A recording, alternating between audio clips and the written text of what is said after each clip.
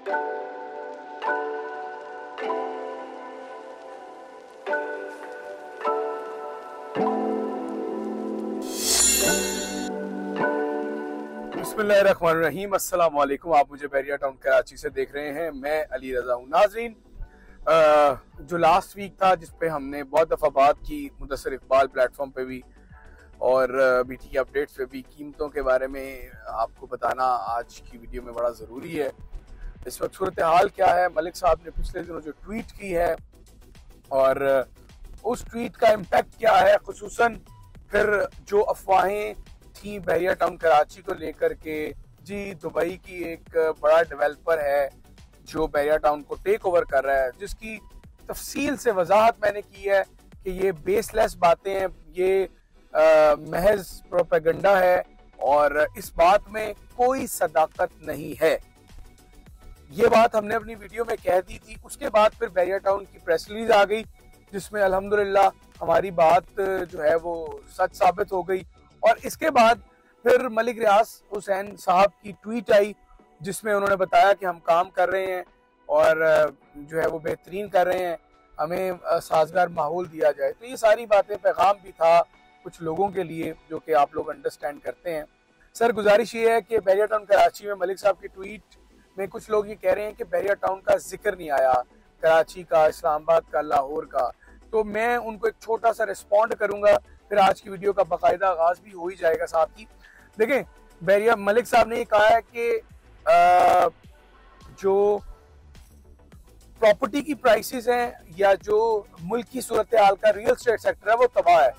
अब real estate sector की जब वो बात करेंगे तो यकीनन वो रियल एस्टेट सेक्टर की बात में बैरिया टाउन ऐड नहीं कर रहे। रियल एस्टेट सेक्टर की जब वो बात करेंगे तो यकीनन वो अपने ही वो टेरिटरी और अपनी जो सोसाइटी है बैरिया टाउन उसी की बात करेंगे ना। उनकी प्रायोरिटी जो मैसेज की थी वो यही थी कि भाई रियल एस्टेट सेक्टर तबाह है। रियल एस्टेट सेक्टर तबाह होने का मकसद ये है कि बैरिया टाउन कराची की जो प्राइसेस हैं या जो ओवरऑल रियल एस्टेट की प्राइसेस हैं वो डाउन है। उसमें उन्होंने कोई मिना तो नहीं किया बैरिया टाउन कराची को। और उसके साथ ये उनका ट्वीट या रियल एस्टेट सेक्टर का तबाह होना या साजगार माहौल का फराहम ना किया जाना, ये इस बात का सबूत है कि वो बैरिया टाउन की इस वक्त की जो पोजीशन है उसको देखकर ये सोच रहे हैं कि चीज़ों को बहुत बेहतर डायरेक्शन में चलाया जा सकता है, चीज़ें बहुत बेहतर हो सकती हैं और फिर इतनी डेवलपमेंट, इतने कम अरसे में चीज़ों को डिलीवर करना और तरह तरह के प्रोजेक्ट्स आना। यानी आप नाज़रीन ये देखिए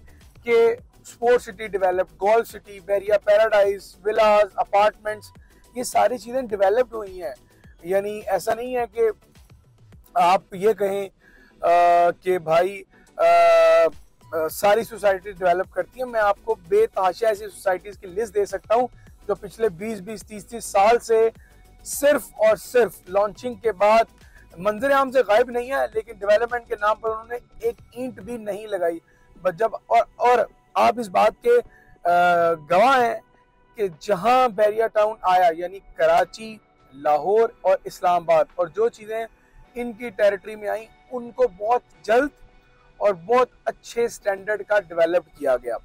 अब जो कीमतें हैं, जो कीमतें कम हुई हैं या जो कीमतें नीचे आ गई हैं, वो मुल्की सूरत हाल की बुनियाद पर है। यानी उसमें मईशत का अदम इस्तेहकाम शामिल है, उसमें जो पॉलिटिकल स्टेबिलिटी ना होना वो शामिल है। कभी इस्लामाबाद में तमाशा लगता है एहतजाज का, कभी लाहौर में लगता है, कभी कराची में लगता है, कभी कोई मिलियन मार्च चलता है, कभी आईनी तरमीम के लिए रात के 2-2 बजे पार्लियामेंट का इजलास रहता है। तो ये तरह तरह के मसले मसाइल और ये जो चौंचले हैं ये पाकिस्तान में है। और जो पाकिस्तान में जो ओवरसीज सरमायाकार हैं या जो आप कह लीजिए पाकिस्तान में मौजूद सरमायाकारी, वो सारी चीज़ों को नज़र रखे हुए हैं। वो देखते हैं कि भाई ये चीज़ें किस तरफ चल रही हैं। अब आप देखिए ना कि अगर हमने एक छोटी सी प्रॉपर्टी खरीदनी हो, हम इतनी ज़्यादा जांच पड़ताल करते हैं, करनी भी चाहिए, बट द पॉइंट इज कि भाई लाखों करोड़ों की इन्वेस्टमेंट रियल एस्टेट में पार्क होती है। हम कैसे मुल्क की सूरत हाल की इस तरह अदम इस्तेहकामी को मद्देनजर रखते हुए बहुत इन्वेस्टमेंट करेंगे। अच्छा, मैं आपको बताऊं, इन्वेस्टमेंट जो है वो आज भी हो रही है, कम हो रही है, इसमें कोई दूसरी राय नहीं। फिर रही सही कसर यहाँ के जो इदारे हैं जो टैक्स नाफिज करने वाले, मैं बात कर रहा हूँ स्टेट अवे FBR की, फेडरल बोर्ड ऑफ रेवेन्यू की, वो टैक्स ज्यादा लगा देते हैं। ओवरसीज को जहाँ अकोमोडेट करना चाहिए, जहाँ ओवरसीज को जो है वो फैसिलिटेट करना चाहिए, वहां आप उन पे टैक्स लगा देते हैं। तो भाई ओवरसीज पाकिस्तानी रीढ़ की हड्डी हैं पाकिस्तान की मईशत की, और फिर उनको वही प्रोडक्ट फराहम की जाए जो बताई जा रही है वीडियो में। उनको वन ऑफ द बेस्ट चीज जो है जब आप देंगे, ना सिर्फ उनको बल्कि जिन जिन के साथ आप कमिटमेंट करें, तो आपकी इन्वेस्टमेंट, आपकी सोसाइटी, आपकी क्रेडिबिलिटी ये आसमान की बुलंदियों को छुएगी। लेकिन अनफॉर्चुनेटली बैरिया टाउन, पाकिस्तान, कोई पार्क व्यू, कोई सोसाइटी में ये बहुत कम हुआ है, जिसकी वजह से आज ये मसाइल भी दरकार हैं। इसके बाद नाज़रीन, जो इस वक्त की सूरत हाल है कीमतों की, मैं बिल्कुल मुख्तसर बात करूंगा ये प्राइसेस जो विलास की और प्लॉट्स की। अब आप देखें कि 250 गज का प्लॉट जो न्यू लॉन्चिंग है, उसमें आपको 15-16 लाख रुपए का 272 गज का प्लॉट मिलता है बैरिया टाउन कराची में। अच्छा, फिर अगर मैं इसके साथ ही बात करूं 125 गज का प्लॉट है, वो आपको 16-17 लाख में मिलेगा। वो जगह जो डेवलप्ड हैं, यानी टॉप क्लास की जो लोकेशन की जगह है, जैसे मैं बात कर रहा हूँ प्रीसेंट 10B, जहाँ पे न्यू प्लॉट्स आए हैं, अलॉटमेंट वाले हैं, ना टैक्स देना है ना ट्रांसफर फीस देनी है, यानी अभी प्लॉट लें, अभी घर बनाना शुरू करें। वहाँ पे प्लॉट है 30 लाख रुपए का जो बैरिया टाउन ने लॉन्च किया है, और लमसम पेमेंट पे है। इसी तरीके से 152 गज के विलास आपको 1 करोड़ 27 लाख तक मिलेंगे। 350 गज के जो विलास हैं वो आपको नाज़रीन मिल जाएंगे तकरीबन 1 करोड़ 75, 1 करोड़ 80 लाख रुपए तक।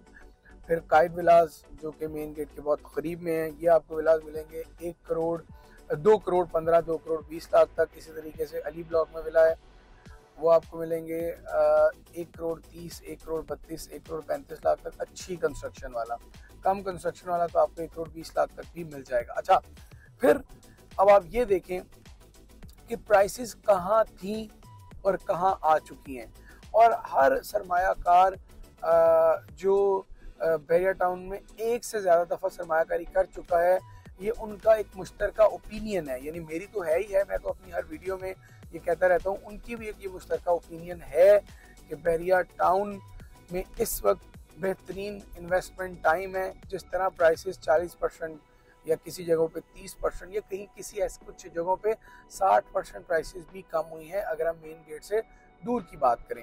अब पॉइंट ये है कि इस वक्त आप शोरूम्स पे चले जाएं, अगर आपकी कोई फाइल आउट ऑफ बाउंड्री थी, आप उसको एडजस्टमेंट करवाएंगे, आपको बिल्कुल लॉस नहीं होगा।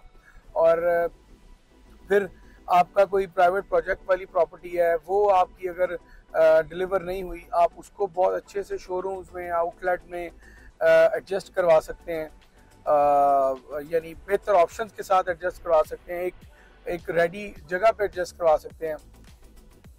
तो ये मुख्तलिफ ऑप्शन जो हैं ये आप ले सकते हैं, आपको हम असिस्ट कर सकते हैं, हमारी टीम असिस्ट कर सकती है। फिर अगर आप बिल्ड प्रॉपर्टी के ख्वाहिशमंद हैं तो बिल्ड प्रॉपर्टी में बहुत शानदार और बड़े मुनासिब कीमत में पैसों में जो ऑप्शन हैं आप उसकी तरफ भी जा सकते हैं। बट द पॉइंट इज़ कि आपको इस टाइम को यूटिलाइज कैसे करना है, जो एग्जीक्यूशन ऑफ मनी है, जो एग्जीक्यूशन ऑफ इन्वेस्टमेंट है, वो आपने किस तरह करनी है। क्योंकि जो ये हालात चल रहे हैं इस प्रोसेस में, यानी बेसिकली मार्केट डाउन से मार्केट हाई जो कि अभी होगी, ये जो प्रोसेस है ना, ये पेनफुल है। और जो इन्वेस्टर, जो रियल स्टेट कंसल्टेंट, एजेंट इस प्रोसेस को फेस करेगा, हकीकत में फ्रूटफुल भी वही होगा। क्योंकि आप देख लीजिए कि बहुत सारे लोग हैं जो दिल बर्दाश्ता हो चुके हैं, और बहुत सारे लोग हैं जो ये काम छोड़ चुके हैं। यकीनन एक हार्ड टाइम है, बट इस हार्ड टाइम में ही जो है वो लोगों का टेस्ट होता है, और अल्लाह ताला सबके जो मुश्किल मामलात हैं उनको आसान फरमा दे, आसानी वाला मामला फरमाए। बट जो सूरत हाल है रियल स्टेट सेक्टर में, वो कराची बैरिया टाउन की बात अगर मैं करूं तो आपको ये देखना है कि माजी में विद लेस डेवलपमेंट इनकी प्राइसेस क्या थी, और अब जब आबादी ज़्यादा है, डेवलपमेंट ज़्यादा है, और अब जो है वो इनकी प्राइसेस क्या हैं। बाकी फ़ैसला आप खुद कर सकते हैं, क्योंकि आपसे बेहतर फ़ैसला कोई कर नहीं सकता। अलबत्ता जहां हमारी गाइडेंस की ज़रूरत पेश आए, हमें कंसल्टेंसी की ज़रूरत पेश आए तो हमारी टीम तो आपके सामने हाजिर ही है 24/7, और कॉन्टैक्ट नंबर भी बार बार आपकी स्क्रीन पर चलते नज़र आते हैं। आप कुछ भी इस मुतालिक जानना चाहें तो आप हमारे टीम से कभी भी रब्ता कीजिए। इंशाल्लाह भरपूर कोशिश करेंगे कि आपको ऑनेस्टी से ओपिनियन दी जाए और जो हम अपनी ज़ात के लिए बेहतर समझते हैं नाज़रीन वो आप तक पहुंचाया जाए। आज के इस वीडियो से बहरिया टाउन कराची से मुझे अली रज़ा को इजाज़त दीजिए। अल्लाह हाफ़िज़।